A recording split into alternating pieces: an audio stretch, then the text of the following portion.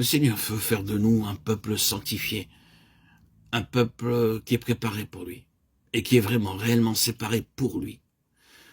Or, chers amis, je suis tout à fait sûr que les disciples du Seigneur sont toutes dans ce sens. C'est une chose redoutable et vous pouvez ne pas apprécier que ce soit de cette manière-là, mais un jour ou l'autre, si vous réalisez ce que cela implique, vous y viendrez. C'est une chose terrible pour le Seigneur de ne pas nous discipliner. Nous ne pourrions pas souffrir d'une plus grande perte si les yeux de la flamme du Seigneur voient quelque chose qui ne va pas et qu'il ne le traite pas. Ce serait terrible pour lui, pour son Église et pour l'histoire spirituelle. Le Seigneur doit nous discipliner et tôt ou tard, il le fera. Vous pouvez penser que c'est un mot très solennel.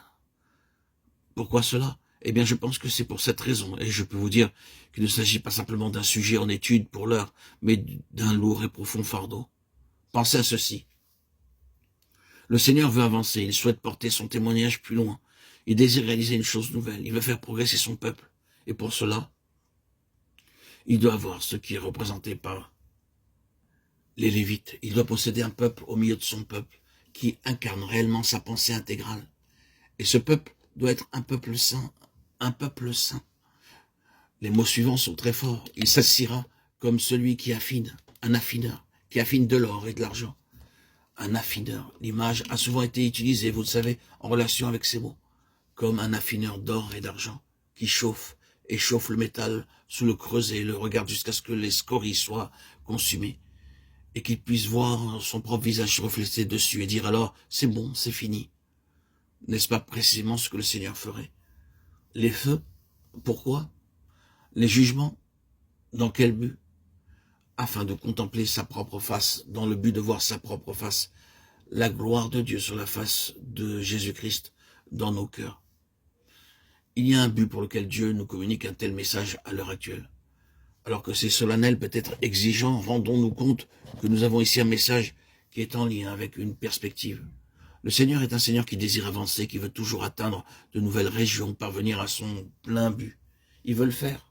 Il désire réaliser quelque chose de nouveau et toujours nouveau au milieu de son peuple. Pour cela, si je n'ai mal lu les Écritures et si je n'ai pas mal exposé toute l'histoire de ce peuple pour l'accomplir, il doit obtenir des personnes au milieu de son peuple qui, d'un côté, lui répondent quant à son désir et qui, d'un autre côté, répondent à l'ennemi en le privant de son désir. Celui-ci voudrait corrompre, souiller, il souhaiterait causer cette perte au Seigneur. Lévi dit non, jamais, jamais, quoi qu'il en coûte, jamais. Il est possible qu'à propos du service pour le Seigneur, nous parlions de cette manière. Nous irons où le Seigneur le souhaite.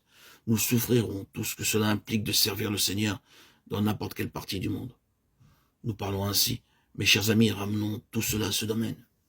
Il y a un prix de sainteté, de sanctification, un grand prix. Et c'est dans la sainteté, dans la sanctification que le service repose et demeure, non pas dans les œuvres, ni dans les voyages, les réunions, mais en sainteté de vie. Tel est le noyau et le cœur du service pour le Seigneur. Un jour ou l'autre, il vous conduira là, tôt ou tard, il vous y amènera. Il est possible que vous avanciez durant un temps, mais vous parviendrez à une crise terrible. Le Seigneur voit ce qui n'est pas saint, mais encore une fois, c'est un message positif et non négatif. Le Seigneur voudrait nous dire quelque chose à nous qui sommes rassemblés, à nous qui nous réunissons le dimanche, ou aujourd'hui même, vous qui m'écoutez. Il souhaite continuer, il désire avancer, cher auditeur, auditrice. Le Seigneur veut réaliser des choses, car c'est ainsi qu'il est. Mais même le Seigneur est tenu par les Lévites.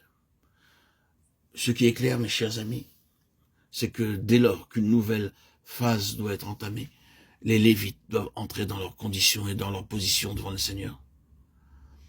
Chers amis, auditeurs, auditrices, bien-aimés, que le Seigneur fasse de nous de vrais Lévites capables de le servir.